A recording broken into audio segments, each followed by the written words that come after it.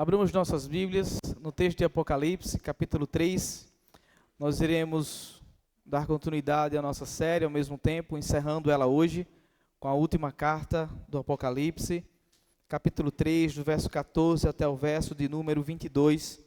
Mantenha a sua Bíblia aberta, como de costume nós iremos fazer exposição verso a verso desse texto. Apocalipse 3, do 14 ao 22.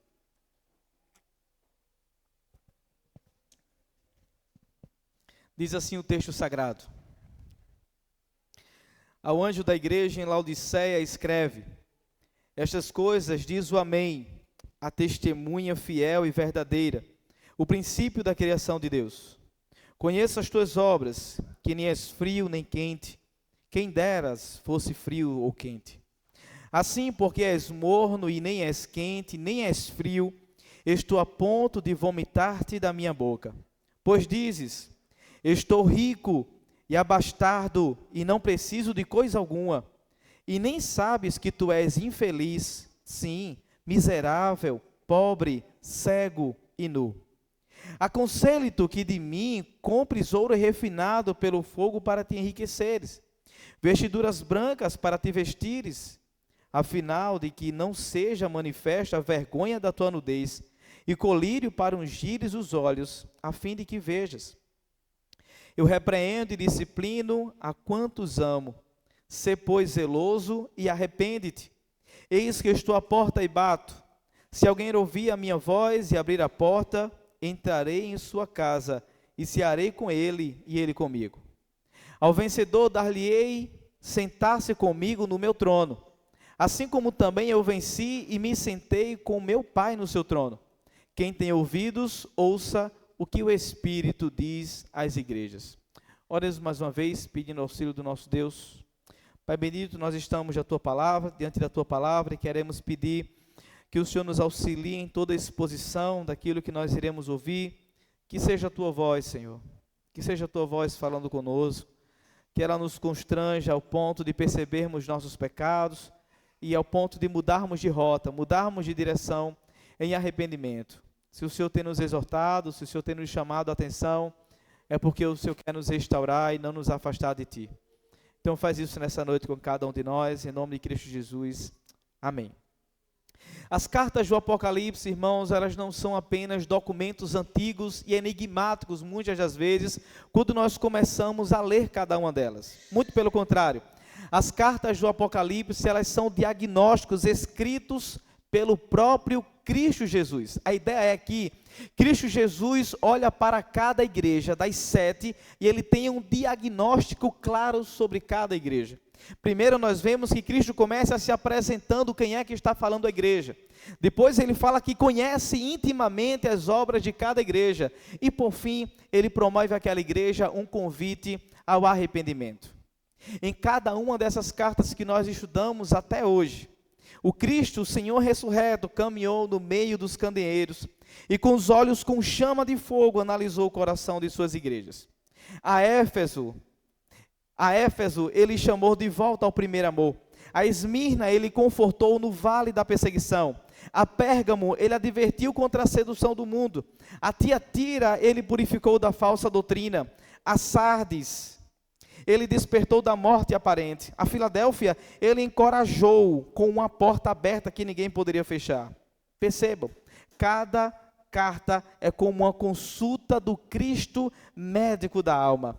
Mas ele está fazendo isso de maneira muito firme, de maneira muito amorosa, de maneira muito cuidadosa e de maneira cirúrgica. O Senhor Jesus está dando diagnóstico à igreja como médico e tratando questões de maneira cirúrgicas, para que sejam todas elas restauradas. Mas juntas, todas essas cartas, elas formam a imagem, elas formam um retrato completo da vida da igreja em todas as gerações. Se aqui nós temos, praticamente no primeiro século, um retrato de uma igreja, de várias igrejas com vários problemas, ao decorrer dos séculos, eles apenas pioram. É o mesmo retrato da igreja de hoje. A espinha dorsal que une todas essas cartas é clara. Cristo está falando porque Cristo ama a sua igreja. Ele é ele elogia o que é fiel, ele confronta o que está doente, ele corrige o que está errado e promete vitória a todos aqueles que perseverarem até o final. Agora nós chegamos na última carta, aquela que encerra todas as outras. É como se Cristo, nessa última carta, deixasse para o final a exortação mais profunda e a exortação mais urgente que ele poderia fazer a essa igreja. Laodiceia é a igreja que acreditava estar bem. Vocês viram no texto? Eles se achavam ricos demais. Era a igreja que acreditava estar bem, mas eles estavam distantes do Senhor. É a comunidade que tinha tudo por fora, mas faltava tudo por dentro. É a carta que Cristo fala não apenas como aquele que analisa, mas como aquele que está batendo a porta do coração de cada indivíduo particular dessa igreja. O Senhor, que mesmo rejeitado dessa igreja, continua, por meio dessa carta, buscando a comunhão dos santos com Ele. Aqui, irmãos, termina o ciclo das 7 cartas e termina com o convite: abrir a porta. Eis que estou à porta e bato. Se alguém abrir. Eis o convite da última carta: abrir a porta. Uma carta que fecha uma série, mas abre para todos nós mais uma chance de recomeço. Uma palavra que expõe os pecados do nosso coração, mas ao mesmo tempo cura os pecados dos quais temos vivido. Uma voz que confronta cada um de nós, mas uma voz que ao mesmo tempo está nos chamando para perto. Ao ouvirmos esta última carta, ouvimos o eco da vontade de Cristo para a sua igreja em todos os tempos. Quem tem ouvidos, ouça o que o Espírito diz às igrejas. E é nesse texto que ele diz que nós precisamos abandonar a nossa fé acomodada e abrir a porta para a comunhão que ele oferece. Nesse texto nós veremos que nós devemos abandonar a nossa fé acomodada e abrir a porta para a comunhão que ele oferece. Como então nós fazemos isso? Nós faremos isso, em primeiro lugar, dando atenção ao que Cristo expõe. E em primeiro lugar, Cristo expõe o engano e a falsa segurança de uma fé acomodada. Veja comigo novamente o que diz o verso de número 14. Ele diz assim: ao anjo da igreja em Laodiceia escreve: estas coisas diz o Amém, a testemunha fiel e verdadeira, o princípio da criação. Assim como o padrão de todas as outras cartas, Cristo começa nessa carta, mais uma vez, se apresentando. Quem é que está falando dessa igreja? E ele traz apenas 3 características de quem está falando dessa igreja. Em primeiro lugar, ele é o Amém. E a ideia do Amém traz justamente a ideia do cumprimento perfeito. Do cumprimento das promessas de Deus do Antigo Testamento sendo cumprida em Cristo Jesus. Mas ele também se apresenta a essa igreja como testemunha fiel, e traz a ideia, e traz justamente a ideia daquele cuja visão não erra, cujos olhos não mentem, cuja palavra não falha. Testemunha fiel, ele quer dizer que aquele que tem visto de perto essa igreja, tem conhecido de perto o coração de cada indivíduo dessa igreja. Mas por último, ele se apresenta a essa igreja também como o princípio da criação. Ele lembra a igreja que não está falando como um especialista externo, mas como o próprio Criador, o fundamento de toda a realidade. Ele está dizendo que conhece de perto toda a sua criação. Ele está dizendo que conhece de perto cada indivíduo. Isso significa que a sua avaliação não é uma opinião.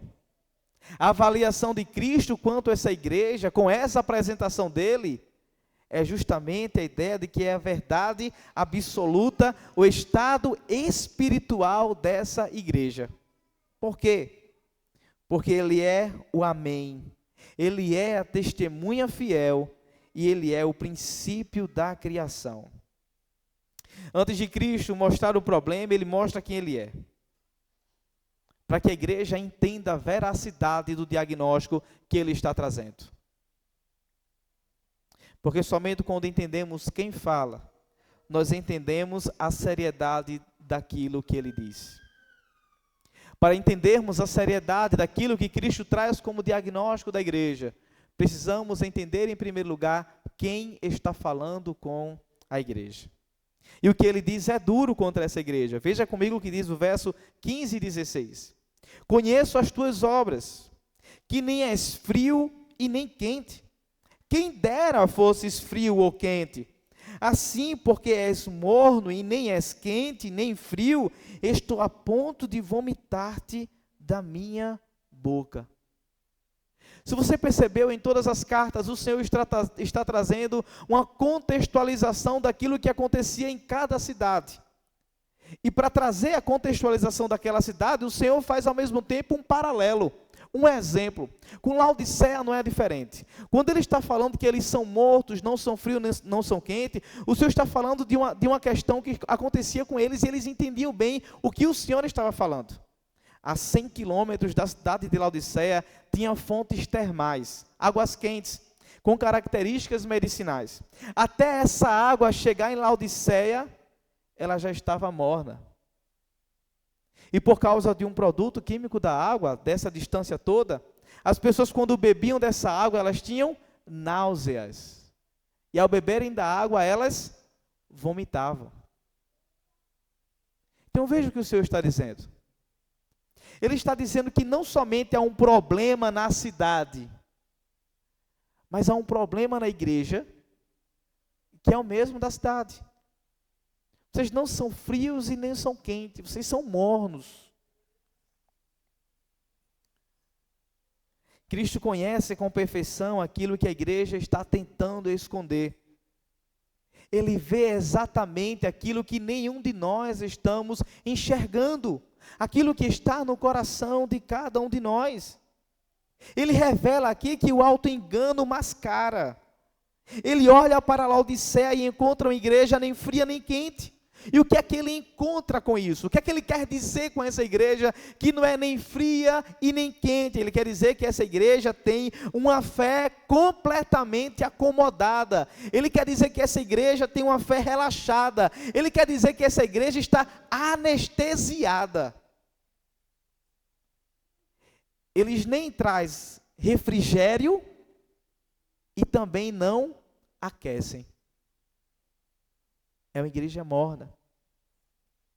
Nesse caso, os crentes de Laodiceia haviam perdido o fervor, haviam perdido o brilho, perdido a utilidade espiritual. Eles não eram mais úteis espiritualmente. Quando o Senhor diz que eles são mornos, é algo que não presta, é algo que tem que ser colocado para fora, vomitado, cuspido. Ele está dizendo: vocês são inúteis, não prestam para nada, em outras palavras. É a ideia de estar morno. É como água morna, não cura, não refresca, não sacia, apenas causa náusea, enjoo, agonia. Essa é a ideia. Cristo usa exatamente, irmãos, a condição da água da cidade, para ilustrar nesse sentido a condição da alma daquela igreja, de cada indivíduo. E o Senhor vai ainda mais fundo. Essa fé acomodada estava enraizada em uma ilusão espiritual. Por que eles estavam tão acomodados? Por que eles estavam tão anestesiados? Você pode me perguntar por que eles estavam achando que estava tudo bem. Estavam frios espiritualmente, anestesiados espiritualmente. E o que faz pensar que está tudo bem? Verso 17. Aqui está a raiz do problema. Pois dizes: estou rico e abastardo, e não preciso de coisa alguma, e nem sabes que tu és infeliz, sim, miserável, pobre, cego e nu. Aqui está a tragédia, o pano de fundo dessa ideia da acomodação que esses irmãos estavam vivendo. Esse auto-engano, eles estavam se auto-enganando o tempo todo. E qual era o problema da acomodação da fé desses irmãos? O texto diz: pois dizes, estou rico e abastardo, e não preciso de coisa alguma. eles tinham prosperidade, eles tinham bens, eles tinham estabilidade financeira, eles tinham recursos, mas eles confundiram tudo o que tinham com espiritualidade. A ideia é simples, era como se tudo que eles possuíssem substituísse a presença de Cristo Jesus no meio deles. Ou seja, todas as posses, todos os bens, toda a prosperidade, tudo aquilo que Jesus os abençoou, eles utilizavam como presença suprema, como um meio de satisfação. Mas não importava muito estar frio espiritualmente, não importava muito estar apáticos a Deus. Então Cristo desmascara essa ilusão com 5 palavras devastadoras. Ao tempo em que eles afirmam, nós somos ricos, estamos abastados e não precisamos de nada, Cristo, de maneira contrária, vai dizer, muito pelo contrário, vocês são miseráveis, dignos de pena, pobres, cegos e nus. Tudo que essa cidade se orgulhava de produzir, ouro, que era o que era produzido ali em Laodiceia, roupas luxuosas, colírio, o colírio foi produzido em Laodiceia. Tudo que essa cidade aqui se apegava e se orgulhava de produzir, mostra que faltava neles algo essencial. Faltava algo essencial. Faltava a parte espiritual da igreja. Eles tinham tudo, menos Cristo Jesus. Eles tinham tudo, menos Cristo. Eles tinham recurso, mas não tinham vida com Deus. Eles tinham a aparência de estarem sendo abençoados, mas estavam falidos em sua alma, derrotados espiritualmente, sem forças alguma para estar em Cristo Jesus. É a falsa ilusão de achar que está tudo bem, quando o coração está totalmente estraçalhado diante de Deus. Essa é uma palavra profundamente atual. É possível, irmãos, estar confortável na igreja e ainda assim todos nós estarmos distantes de Cristo Jesus. É possível que eu e você tenhamos nossos ministérios funcionando e sendo prósperos e avançando, programações cheias, boas ofertas, boa estrutura, mas estarmos espiritualmente cegos. Espiritualmente cegos. É possível que tudo aparentemente esteja bem, mas Cristo esteja dizendo, não sabes a tua verdadeira condição. É fato que Cristo pode sim olhar para cada um de nós e nos chamar de iludidos. Iludidos. Vocês acham que possuem tudo, mas são pobres de alma. Vocês acham que tem tudo o que necessita, mas falta ali o essencial. Falta Cristo. Laodiceia não era perseguida. Laodiceia não era uma igreja herética. Laodiceia era uma igreja acomodada. Vejam que interessante. Nós já vimos o Senhor acusar outras igrejas de serem heréticas, e se juntar às práticas dos nicolaítas. Nós vimos outras igrejas que tratavam a imoralidade sexual de maneira tranquila. Mas aqui o Senhor está advertindo uma igreja que era acomodada. E Cristo diz a essa igreja, eu estou prestes a vomitá-la. Não porque odiou a igreja, mas porque ele a amava, para deixá-la continuar enganada. A fé, irmãos, acomodada é mortal, porque nos impede de perceber a nossa necessidade de Cristo Jesus. A fé acomodada é mortal, porque nos impede de perceber nossa necessidade de Cristo Jesus. Vejam, Cristo não tem nenhum interesse num cristianismo morno, porque um cristianismo morno não tem nenhum valor para ele. Não serve para nada, não sacia, não refresca, não aquece. Ele não tem interesse nesse tipo de cristianismo. Ele não tem interesse nesse tipo de máscara, de auto-engano. Ele prefere trabalhar com pessoas que estão cheias de energia para cumprir suas ordens, ou com pessoas que nunca ouviram a mensagem da salvação, mas estão dispostas a ouvir, a abraçar a mensagem e de maneira ativa trabalharem no reino de Deus. Água morna com carbonato de cálcio provoca vômito. Do mesmo modo, cristãos nominais, sem obras espirituais, são totalmente repugnantes, e ele está prestes a cuspi-los. Mas eu quero que você observe algo muito interessante que nós temos nesse texto. Jesus não diz no texto, vou cuspi-los da minha boca. Perceberam isso? Ele não fala, vou cuspi-los da minha boca. Não. Ele diz, eu estou prestes, a ponto. Eu estou prestes a fazer isso. Eu não fiz. Eu não estou fazendo. Mas eu estou prestes, eu estou a ponto de fazer isso. E aqui está a graça do Senhor, que concede tempo aos laodicenses.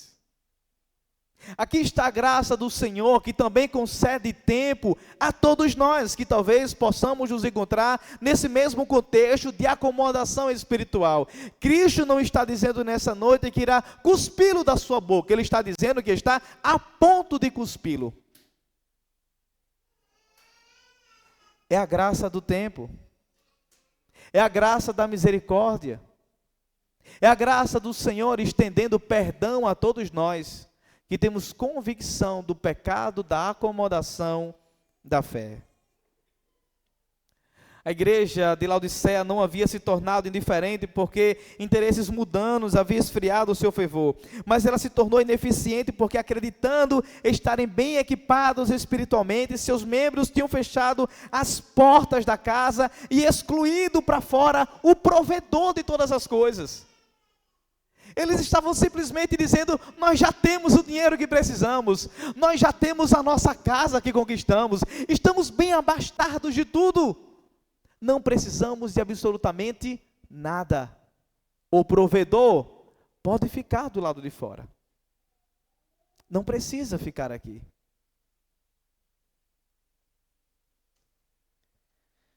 É por isso que essa igreja se tornou indiferente.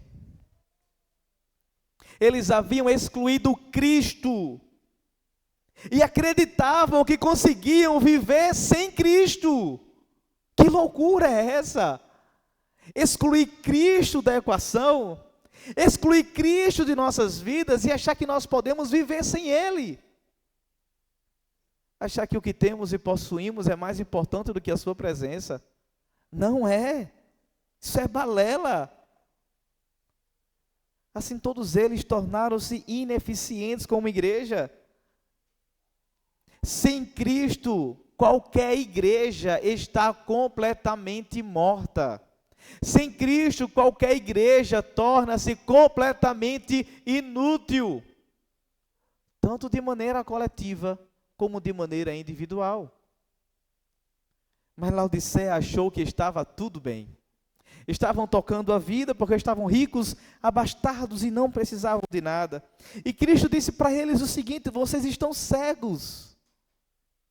Tudo que vocês possuíram cegou a visão de vocês para enxergarem a necessidade que eu tenho na vida de vocês. Essa distância entre o que pensamos sobre nós e o que Cristo realmente vê é um abismo que somente o Evangelho pode atravessar. E somente o Evangelho de Cristo Jesus pode confrontar nosso coração.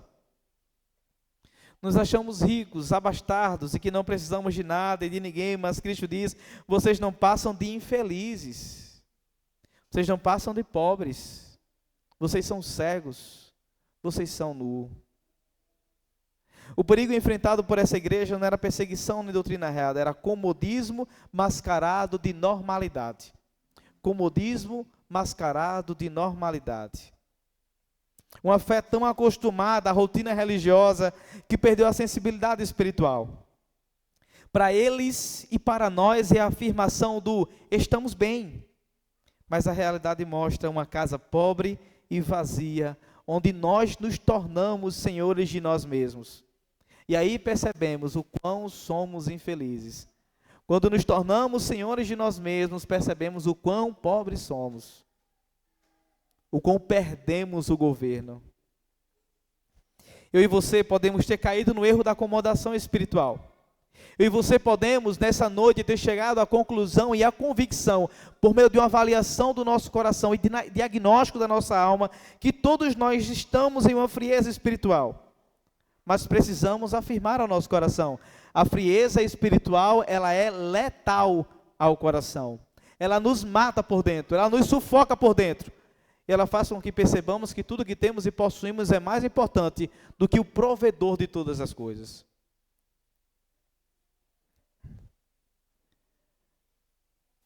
O texto nos direciona aqui em primeiro passo a submeter a nossa avaliação pessoal à avaliação de Cristo Jesus. E esse é um passo importante. Da nossa avaliação pessoal, nós podemos nos encontrar como os laudicenses, achando que está tudo bom, achando que está bem a nossa saúde espiritual, achando que nós não precisamos mudar nada do que estamos fazendo. Mas a avaliação de Cristo Jesus, a igreja, é dizendo: vocês não passam de infelizes, miseráveis, pobres, cegos e nu. O Espírito Santo age, irmão, justamente iluminando aquilo que nós não conseguimos enxergar. Porque quase sempre sozinhos não conseguimos enxergar a realidade de quem somos e o lugar onde nós estamos ou nos colocamos.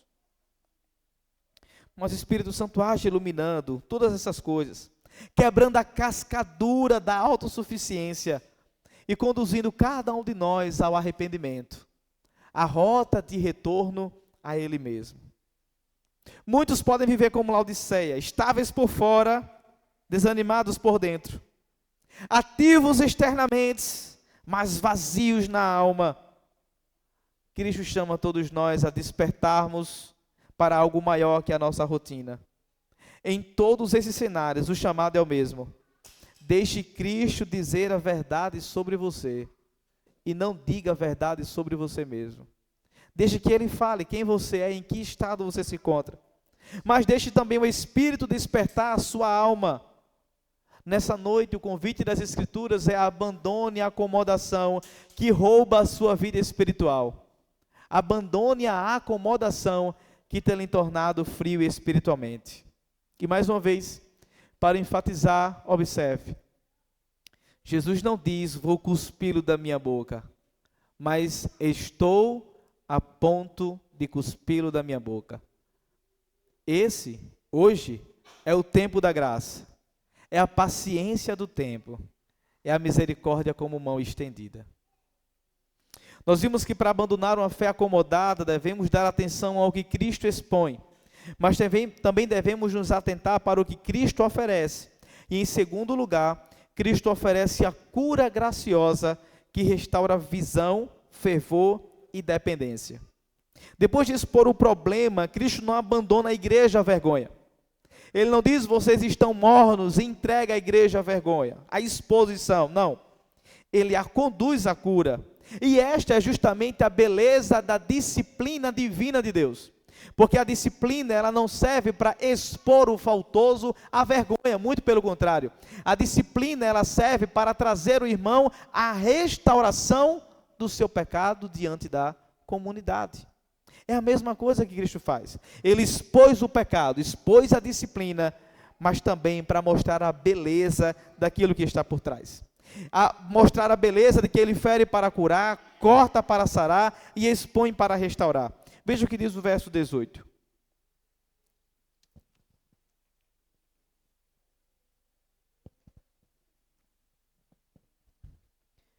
Aconselho-te que de mim compres ouro refinado pelo fogo para te enriqueceres, vestiduras brancas para te vestires, a fim de que não seja manifesta a vergonha da tua nudez, e colírio para ungires os olhos, a fim de que vejas. Veja que interessante. Jesus está convidando eles agora a comprarem do próprio Cristo aquilo que eles produzem na cidade e acham que estão abastados e que não precisam de nada. Eles aconselho-te que de mim compre de mim, ouro refinado pelo fogo, para te enriqueceres, vestiduras brancas para te vestires, a fim de que não seja manifesta a tua nudez, e colírio, para ungires os olhos, a fim de que vejas. Esse conselho de Cristo, ele é gracioso, pessoal, cheio de ternura. Depois de expor o problema da igreja, de dizer que eles são uma igreja praticamente infeliz, pobre, cego e nu, porque estão mornos espiritualmente, ele não está dizendo, afastem-se de mim, vão para longe de mim. Não, ele não está dizendo isso. Ele está dizendo, venham a mim. Venham a mim. Não afastem-se de mim, mas ele está dizendo, venham a mim. E o que ele oferece são justamente os remédios espirituais que essa igreja não possuía. Ouro refinado, trazendo a ideia de fé verdadeira. Vestes brancas, trazendo a ideia de justiça e santidade. E colírio, trazendo a ideia de visão espiritual. Em outras palavras, ele está dizendo, vocês acham que possuem tudo, mas vocês não possuem nada. Tenham o meu ouro, comprem de mim um ouro refinado, ou seja, tenham fé verdadeira em mim, tenham justiça e santidade, e tenham uma visão espiritual aberta. Aconselho-te, comprem de mim, venham a mim. Cada metáfora, irmãos, conversa com a identidade econômica da cidade. Mais uma vez, como eu falei para vocês, Laodiceia era rica, mas espiritualmente era uma cidade pobre, famosa por suas roupas, mas espiritualmente o Senhor está dizendo que ela é uma cidade nua, famosa por seu colírio e pela criação do colírio, mas espiritualmente uma cidade e uma igreja cega. Cristo usa a linguagem da cidade para curar a igreja, dizendo, comprem de mim, o que eu tenho sim, é necessário para vocês. Não que vocês possuem, e acham que estão abastados, e acham que não precisam de nada. O chamado comprar ecoa Isaías 55, quando o texto diz, vinde, comprai sem dinheiro. Cristo não nos convida a adquirir a graça, mas a reconhecer que não temos nada para oferecer. Quando ele diz, vinde e comprai, ele está dizendo, vinde e comprai sem dinheiro. Como é que compra sem dinheiro? É a graça da graça. A fé genuína, irmãos, não nasce da força humana. A fé genuína, ela nasce da dependência de alguém maior que nós, de alguém que pode nos sustentar, de alguém que pode doar, de alguém que pode entregar. A fé genuína nasce da dependência e não da autossuficiência. É essa percepção de que Ele é doador, de que Ele pode nos dar, e de que eu não sou autossuficiente. Eu não abasteço a mim mesmo de fé, de santidade, de coragem. Não, é Ele. A fé genuína não nasce da força humana, nasce dessa dependência. As vestes brancas não são costuradas por nossas próprias mãos, elas são dadas pelo Cordeiro.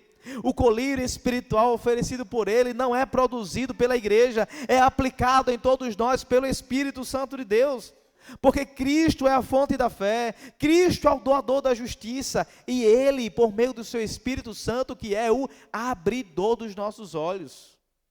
Não é por mérito, e não é pela força do nosso próprio braço.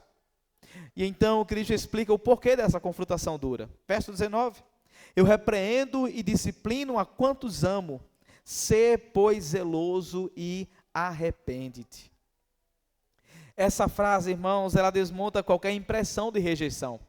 Se alguém acha que tudo que Cristo está dizendo é para rejeitar, para afastar, para lançar para longe, porque ele está apático, essa frase ela desmonta tudo, porque ele diz, eu disciplino a quem eu amo.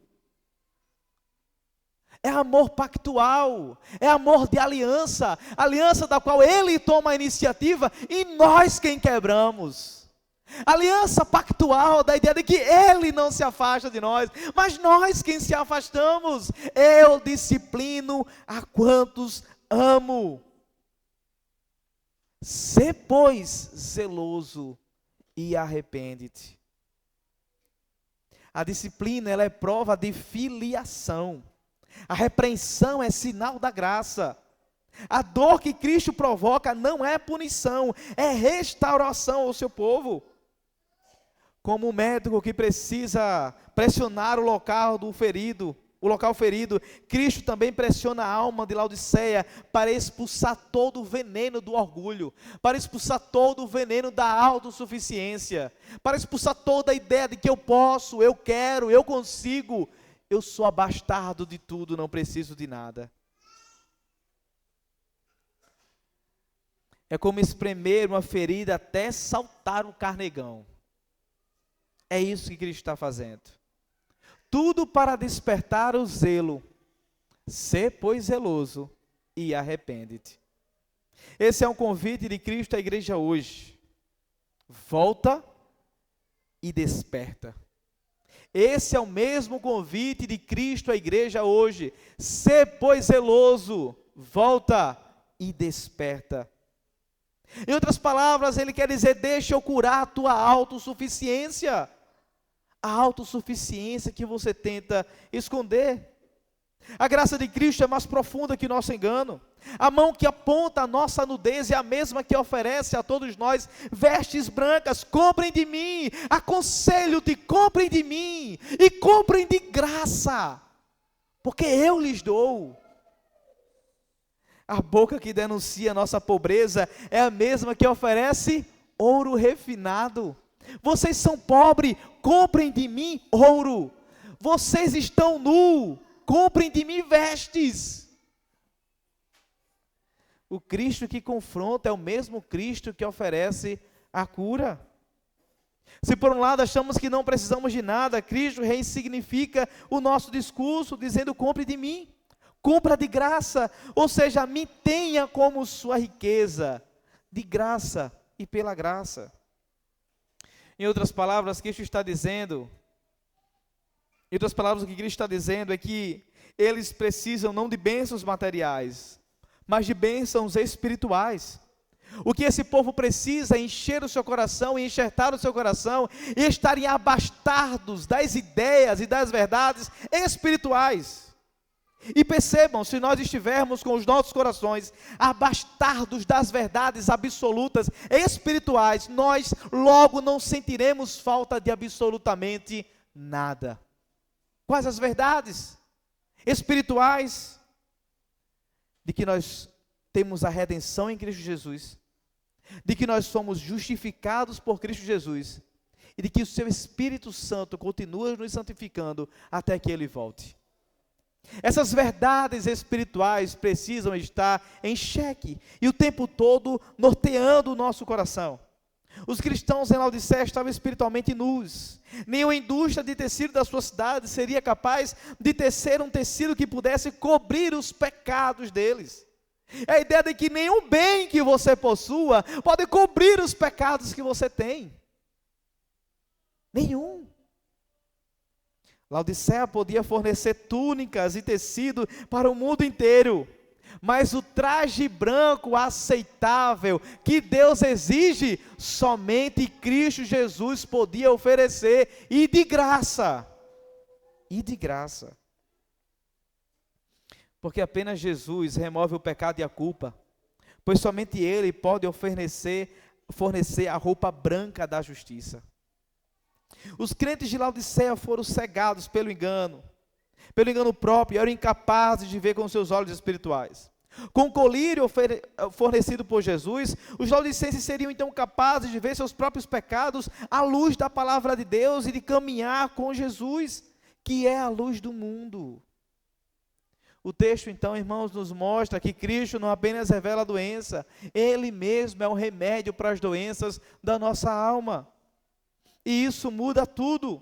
Uma das maiores dores do crente honesto é perceber que, por mais que tente, não consegue produzir em si mesmo aquilo que Cristo exige de todos nós. Não conseguimos produzir por nós mesmos. É por isso que ele diz: aconselho-te, compras de mim. Compras de mim. Nós não conseguimos por nós mesmos gerar fervor espiritual. Nós não conseguimos por nós mesmos fabricar santidade.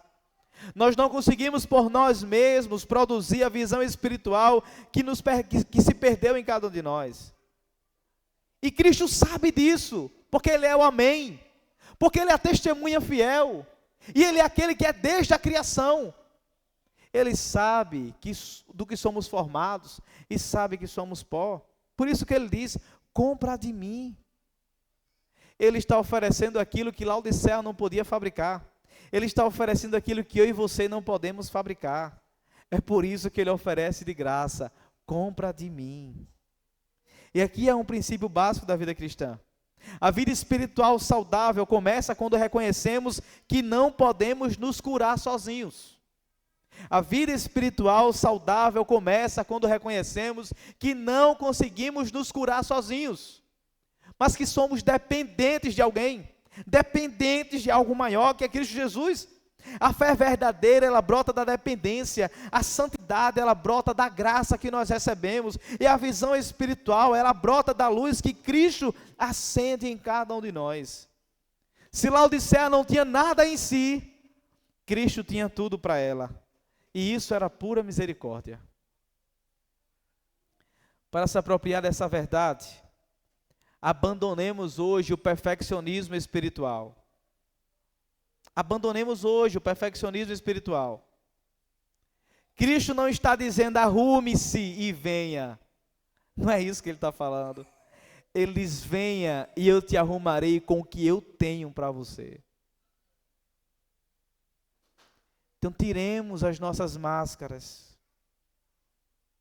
Tiremos as nossas vestes de interpretação. E deixemos que Cristo assuma o seu papel em nos vestir. Ele não diz: compre a sua melhor roupa e me encontre. Ele diz: compre de mim. Compre de mim.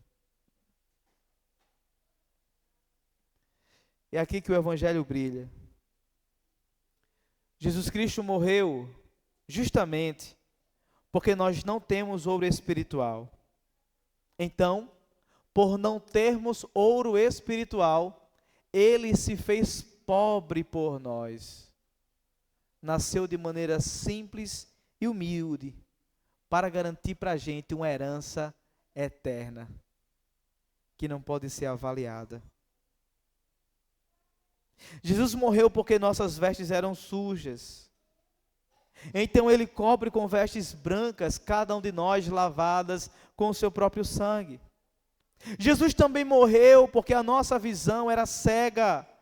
Então Ele soprou sobre nós o seu Espírito para abrir os nossos olhos e percebermos o quão belo Ele é e o quão necessário Ele é para cada um de nós.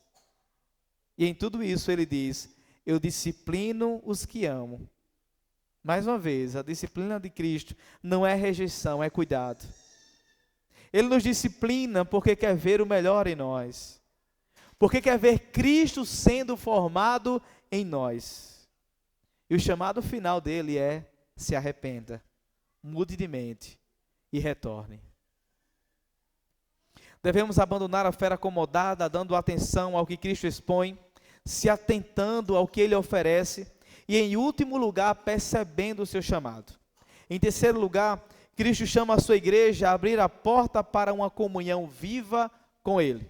Cristo chama a sua igreja a abrir a porta para uma comunhão viva com Ele. Olhando para pessoas que Ele acabou de chamar de miseráveis, infeliz, pobre, cego e nu, qual é a mente que nós temos de uma pessoa como essa? Eu não quero sentar na mesa com essa pessoa. Não quero nem contato com essa pessoa. Mas agora nós chegamos na parte mais bela da Escritura. Coração de Cristo sendo exposto para cada um de nós. Nós temos agora a imagem do Cristo à porta. Veja comigo o verso 20. Eis que estou à porta e bato. Se alguém ouvir a minha voz e abrir a porta, entrarei em sua casa e cearei com ele e ele comigo. Essa é uma imagem surpreendente. O Senhor da igreja está do lado de fora da igreja. E isso é teologicamente profundo e pastoralmente doloroso. A igreja havia se acomodado tanto que Cristo, nesse caso, não tinha mais lugar dentro da igreja. Eis que estou à porta e bato do lado de fora.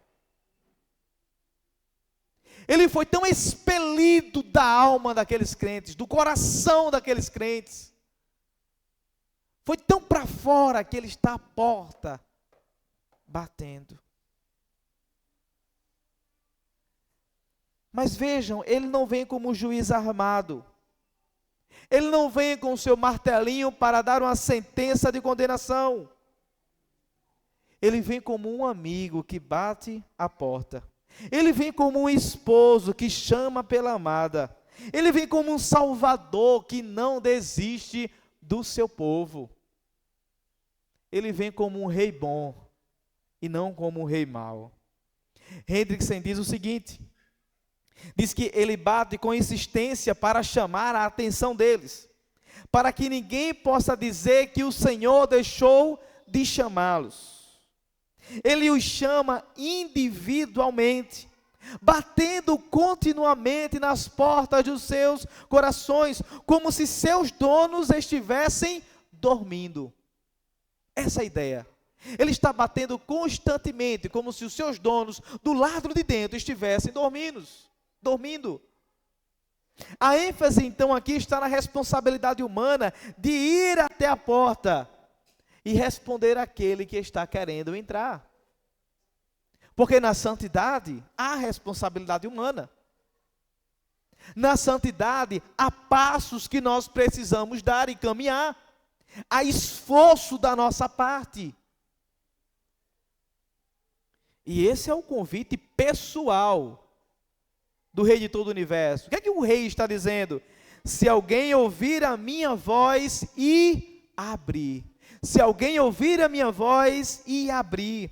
Isso mostra que mesmo a igreja inteira enferma, Cristo busca corações individuais. Se alguém abrir a minha voz, se alguém ouvir a minha voz e abrir. Porque a restauração da igreja, irmãos, começa de maneira pessoal, individual. O Senhor trata o que tem para tratar com cada um de maneira individualmente. E a promessa que Ele tem é de comunhão. Se alguém ouvir a minha voz e abrir a porta, veja a sua promessa. Eu entrarei e cearei com ele, e ele comigo. É incrível essa imagem. Esse seria um belo quadro para ser pintado acerca da nossa realidade, da nossa situação, de crentes talvez apáticos, distantes, que por tudo que possuem expeliram Cristo dos seus corações, deixaram-o fora de casa. Mas cá está Ele dizendo: eis que estou à porta e bato. Se alguém ouvir a minha voz e abrir a porta, eu entrarei, eu cearei com ele e ele comigo. Ele não somente oferece a sua presença, ele oferece a comunhão. Ele oferece estar à mesa. À mesa. Na cultura bíblica, sentar-se à mesa com alguém era declarar vínculo, era declarar pactuação, era declarar amizade, era declarar reconciliação. Aqui Cristo promete mais do que perdão. Ele promete a essa igreja convivência, intimidade, comunhão. Ele não promete apenas abrir a porta do céu.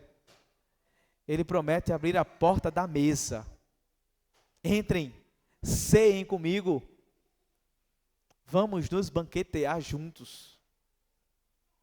Quem faz algo tão belo como o nosso Cristo? Como deixar alguém como Ele do lado de fora? Como tratá-lo de maneira tão distratante? Como achar que tudo que temos e possuímos é mais importante que o nosso Senhor?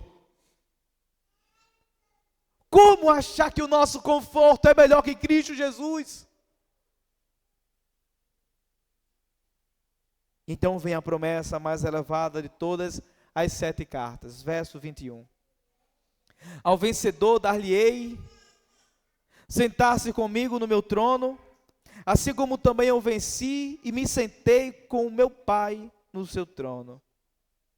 Cristo promete ao vencedor, e essa é a maior promessa de todas as 7 cartas. Ele promete partilhar a sua autoridade, ele promete partilhar a sua glória, ele promete partilhar o seu futuro. Onde ele estiver, os vencedores estarão.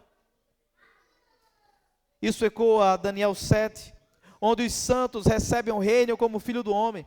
Ecoa também os salmos, onde o Messias se assenta no trono de Deus. Cristo está dizendo o seguinte: se você abrir a porta agora, se assentará no trono comigo depois. A comunhão presente prepara a glória futura. A mesa compartilhada antecipa o trono compartilhado. E finalmente ele encerra de maneira clássica, como ele tem feito em todas as cartas. Verso 22. Quem tem ouvidos, ouça o que o Espírito diz às igrejas. Mais uma vez, o Espírito Santo continua falando.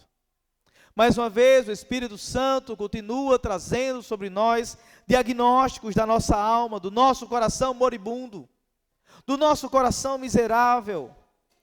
Esse texto, então, ele não é apenas sobre Laodiceia. Esse texto, ele não é apenas sobre uma cidade de águas mornas. Esse texto, irmãos, ele é sobre nós. Ele retrata a nossa realidade vívida nos dias de hoje. Cristo ainda está batendo a porta, Cristo ainda está do lado de fora. Cristo ainda chama, Cristo ainda está oferecendo comunhão, Cristo ainda está prometendo glória. O que impede? Uma porta que só nós podemos abrir. Uma porta que só nós podemos abrir. Nós estamos diante das imagens mais ternas e mais teológicas das Escrituras. Cristo batendo a porta. O texto não descreve Cristo distante, mas um Cristo à porta. Um Cristo próximo, um Cristo interessado, um Cristo que está atento às nossas necessidades, às nossas dores, às nossas ansiedades, a tudo aquilo que nós passamos. Isso significa que a comunhão com Ele não é um evento extraordinário. A comunhão com Cristo, nesse sentido, é uma oferta constante. Eu entrarei, cearei com Ele e Ele comigo. A única pergunta que o texto faz a cada ouvinte é: você tem ouvido a voz de Cristo? Você tem ouvido o bater da porta? Tem percebido que é Ele que tem batido do lado de fora? Esse texto fala com pessoas que vivem exaustas demais para perceber que Cristo está perto. Fala com aqueles que estão tão sobrecarregados com as demandas familiares, com conflitos internos do coração, com pressões emocionais, que já não percebem que perderam a presença do Senhor. Esse texto está falando para você. Esse texto está falando para mim.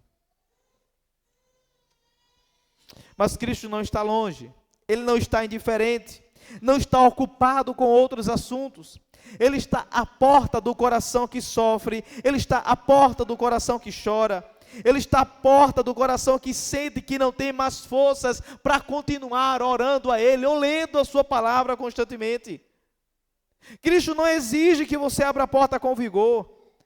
Ele só chama você a abrir. E quando abrimos, Ele entra. E quando Ele entra para atuar nos nossos medos. Ele entra para atuar nas nossas dúvidas, Ele entra para atuar nas nossas dores, Ele entra para atuar nos nossos silêncios. Esse Cristo não entra para nos cobrar pelo que não fizemos, Ele entra para ceiar conosco. É a mesa que Ele traz a comunhão, é a mesa que oferece descanso a cada um de nós, é a mesa que oferece intimidade. Esse ponto confronta, irmãos, o pecado do distanciamento espiritual e relacional. Aquele hábito silencioso e perigoso de levar a vida sem Cristo estar no centro da vida. Não é a rejeição aberta, é simplesmente a falta de tempo, a falta de sensibilidade, a falta de priorização com relação a Cristo Jesus. É Cristo do lado de fora, enquanto lidamos com toda a vida do lado de dentro. Mas mais uma vez, aqui está a beleza do Evangelho. Jesus não morreu apenas para nos perdoar, mas para abolir a distância que havia entre nós e Deus. É por isso que Ele morre na cruz. Na cruz o véu foi rasgado. Não existe mais barreira entre Deus e o homem. E o Espírito Santo trabalha silenciosamente dentro de nós, gerando em cada um de nós sensibilidade ao toque da voz do Senhor, despertando nossos corações aqueles movimentos que abrem a porta. Cristo não bate apenas por fora, pelo Espírito, Ele inclina nosso coração a abrir por dentro, pelo Espírito, Ele faz isso, porque nem sempre conseguimos fazer tudo sozinhos. Esse texto também se aplica à missão e ao testemunho. Abrir a porta para Cristo não é apenas receber consolo, é receber direção de vida, é receber o que fazermos daqui para frente. Não nos deixa perdidos, mas nos deixa com a direção, porque Cristo entra para governar, Ele entra também para transformar as nossas prioridades, Ele entra também para realinhar os propósitos distorcidos que nós entramos. Cristo Jesus, Ele não entra no nosso coração como hóspede, Ele entra no nosso coração como Senhor, que governa todas as nossas vontades, como o Senhor que governa todos os nossos pensamentos, como o Senhor que governa todas as nossas ambições. Isso significa que no ambiente de missão, Ele é a fonte de coragem que todos nós precisamos. E a promessa final, sentar-se com Cristo no seu trono, nos lembra que a nossa vida não é vazia, nossa obediência ela também não é fútil, o nosso trabalho no Senhor não é vão. A glória é reservada para os que respondem, a mesa da comunhão preparada para o trono da vitória. A porta aberta hoje prepara a eternidade aberta amanhã, e o Espírito Santo atua como aquele que sustenta enquanto nós caminhamos, lembrando-nos sempre da voz de Cristo quando nos distraímos, reacendendo sempre nosso amor quando a fé se esfria em cada um de nós, fortalecendo a nossa fé quando nós vacilamos. Não estamos sozinhos, é certo que Ele está batendo a porta, mas Ele deixou conosco o Consolador, o seu Espírito Santo. O Espírito, irmãos, isso é muito importante agora para o final dessas aplicações. Percebam isso, o Espírito é a mão que gira a maçaneta por dentro, quando nós estamos fracos demais para fazê-lo. O Espírito Santo é aquele que gira a maçaneta por dentro, quando estamos fracos demais para fazê-lo, porque é Ele quem intercede por nós, é Ele quem ora por nós, quando nós não sabemos orar, quando nós não sabemos o que dizer. Mais uma vez, ainda assim, não é mérito nosso. No final das contas, até a porta aberta por dentro é graça, e pela graça.